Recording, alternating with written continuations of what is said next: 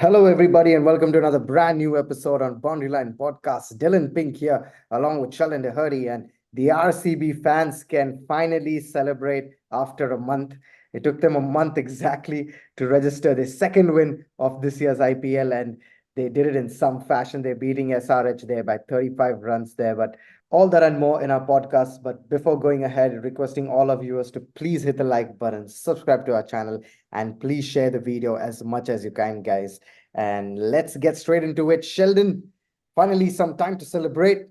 RCB fans can come out and enjoy like as if it's the first win again, and the IPL has just begun. But that was some win, Sheldon, for RCB and all their fans. Dill, who saw that coming, right? Not many Yeah, fans would have saw that coming. At the toss itself, RCB only had one choice. No matter how the pitch was, even if it oh was a yeah, green top, they had to bat first. And you wouldn't say batting first is RCB's strength. You'd yeah. say they're probably better suited as a chasing team, but honestly, against SRH, you just hope that you bat first and somehow try to bat them out of the game. But yeah, a crazy performance from RCB. Certainly their best performance of the season by far. But just taking into account these two games, Dil, and yes, RCB are last, and rightfully last probably when you look at the table. But these Absolutely, two yeah. games have shown why they can compete. They played the second best team and the third best team, and they lost to the second best team by 1 run.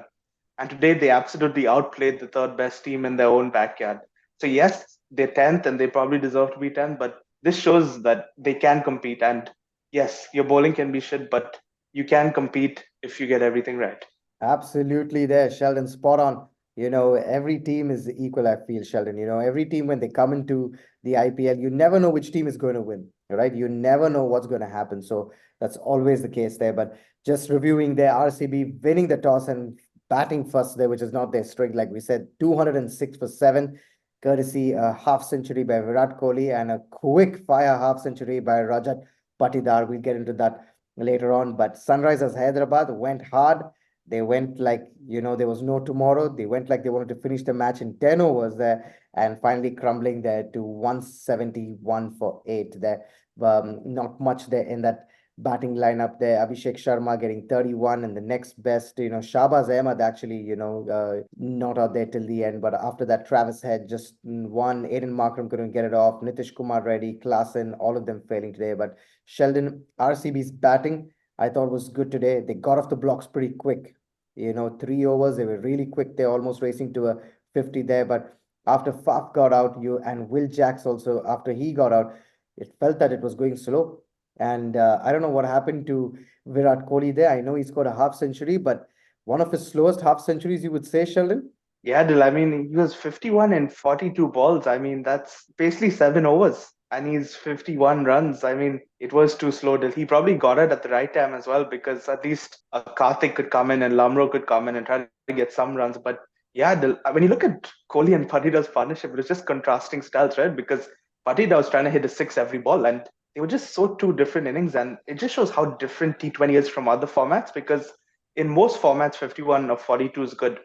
You take that in Yeah, any other format, right? In any other situation. But you just look at Parida's yeah. knock, and it was such a difference maker. And I think that's the knock that probably won RCB the game, Parida's knock there, because it helped them, push the run rate up as well. And I think that was a very crucial knock from Parida there. Yeah, Sheldon, because I found it weird there by Virat Kohli there. His first 12 balls, he scored 22 runs, and then Yeah. 29 runs came in the next 31 balls, which is absolutely insane in this format where, you're seeing it change all of a sudden. We're seeing teams going big in the first six, first 7 overs, and sometimes right throughout the innings there with Sunrisers, Kolkata doing that right throughout this IPL so far there. But very weird innings from him there, but Rajat Patidar, Sheldon, what a knock. Some of the shots there, I think he hit four sixes in there over there from Mayank Yeah. Markande there. Just Yeah, he took did. him on, Yeah. he found that, okay, fine, this is the over he needs to go for and just went boom, boom, boom. And so that's what I liked. And rightly so, Sheldon. I think that was a knock that won RC because they were just slowing down the rate for no reason. They were well ahead. They were going 9, 10 runs and over almost, like, more than that, in fact. But coming to Sunrisers, Did you feel they went too hard at the start, Sheldon? Yes, it's not they, that's the way they play basically. That's they've shown this year. But on this sort of a wicket where it was too paced a bit, like the slow balls were working, the off cutters were working, leg cutters were working. What do you think? Like, and good move by RCB to bring Will Jacks to bowl the first over. I was like, this is gone. The Travis Head is going to murder this guy and send him to all parks, but wicket in the first over. Dil, I mean, that's Faf du Plessis for you. I've always said what a smart mind he is, that He is. captain. He is. Okay, Yeah. he is. I He's mean, actually to get Jacks on first, that's all you need, right? You just need a part-time to get head out. It was so obvious. I mean, we all knew that, right? They'll just get Will Jackson. I mean, what a crazy move, Dil. As you even said, I thought, oh, here we go. Head's going to hit 20 of the first over, but it was so unexpected. And RCB today was a bit different. They yeah. they had different plans. I mean, Swapnil, right? I mean, Yeah. what an impact sub that was. I mean, I didn't know he was in the squad, to be honest, before today. I didn't know Same. that guy was in the squad. But he came in and he made such a big impact. 2 wickets as well in an over, and then he had some crucial runs towards the end as well. And I didn't see that coming. And that was so RCB were doing things out of the box today, which I felt is so different. They're Yeah. usually very systematic and they do things pretty by the book, but today was they were a bit different. Spin very early on, two spinners in the power play as well, and Yeah. fair play, it worked. Pretty much everything Faf did turned into goal today. Yeah, I think RCB is the only team to get five batsmen out in the power play. Yeah, and that too with That's Sunrisers Hyderabad, this time because we all know how strong they are. Abhishek Sharma, they've hit a few, but then he got out. The Yash Dayal also today was looking good. Suddenly it seems like a completely different RCB, Sheldon, like you said. But Sunrisers will be disappointed, Sheldon, with this performance because this was a game they should have chased down. I thought, like you smartly.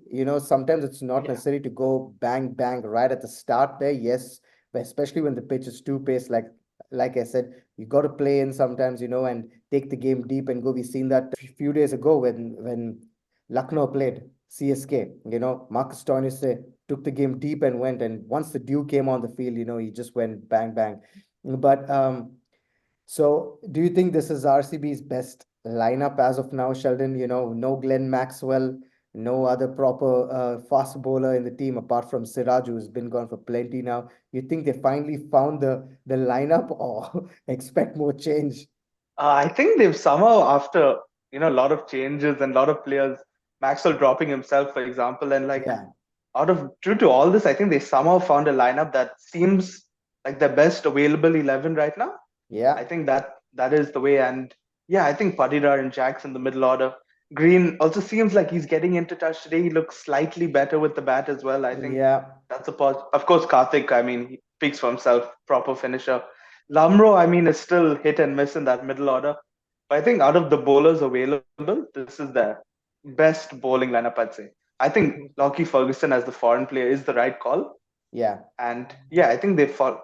But I want to talk about SRH Dilf one sec here. SRH, they've done amazing so far. Yes, it was an off day. I think you live by the sword, you die by the sword, right? As they say. absolutely, yeah, And they didn't change anything about them. They kept losing wickets today, but they kept swinging. And I think some SRH fans, yes, they'll be disappointed, but they'll be like, that's okay. We're going to get 260 odd, we're going to get 300. That's our aim, obviously. If we have a bad day here and there, it's okay. But I think for SRH, the key will be next game is to see how they play. Will they keep attacking or will they kind of, go into their shell a bit next game? And then I want to ask you about one player though, Aiden Markram. In this lineup, yeah. full of power pack guys and guys in form. Is this time running out in this side with a power play like Glenn Phillips on the bench? Good question, Sheldon. But like you mentioned in your just earlier before this, you said Sunrisers. It'll be interesting to see whether they still go hard at the top and just keep going, or would they keep just be on the back foot a bit and wait for the bowlers to make the mistake? Because I don't see anything changing in their plan, Sheldon. But Aiden Markram, we all know, has been absolutely good. He's been even in the league in South Africa. I think he won that for them, which is owned coincidentally by Sunrisers itself. This Yeah. they are the same owners there. So I think Aiden Markram is good shot, and I think he just needs to find that one good innings there, and then he'll be great. Of course, he's played a few in this year already, but after that he's just not got going. Glenn Phillips, you know, the bench strength of Sunrisers, Sheldon, absolutely good. I think one of the best there. They've got so many guys sitting on the bench there. And Glenn Phillips, you mentioned, we all know he can wicket keep, he can, field, he can bowl and bat, complete all rounder there. But it'll be interesting to see, Sheldon, if Sunrisers do, change something up after this, especially with the batting lineup. But I doubt it. Quick thing, Sheldon, before we wrap it up here on this podcast, there, looking ahead now for both these teams, and especially RCB, as we think, do you think a qualification is on the cards there for them if they win all the games from here?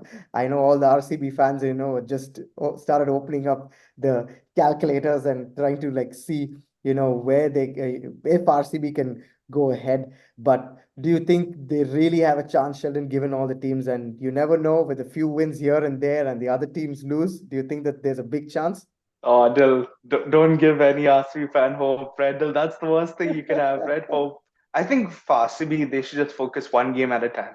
Yeah. I think if you should just focus on playing good cricket. And I think in the last two games specifically, they played good cricket. They were unlucky to lose the other day to KKR. Today, an outstanding performance away in Hyderabad. I think if they keep playing like this, they should just focus on that because points will take care of itself. And if they win a couple, you never know down the line. Not looking at that table yet, but yeah, you never know. And on to SRH, they've been outstanding so far this tournament. Yeah. Yes, today wasn't their best game. They look at it and they live and judge that it wasn't their best performance. But yeah, SRH most times, 9 times out of 10, they'll get a big score when they bat, and it's a devastating lineup. So I think SRH also won't worry too much, but they have a couple of tough games as well. They have Chennai and Mumbai coming up.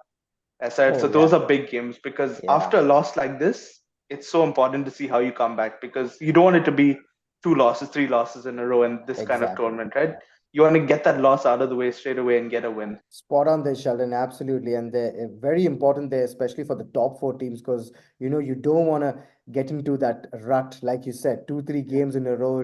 We've seen last year, I think, with Rajasthan, it was they were doing so well Rajasthan, at the yeah. top and then they slipped up and just missed the playoffs there. So anything can still happen. But RCB fans, keep hoping, keep believing. I'm telling you, anything can happen. We've seen the unthinkable happen sometimes. KKR, I remember in one of the years that they won there, they came from back and won that IPL. Mumbai also did that, I think, Yeah.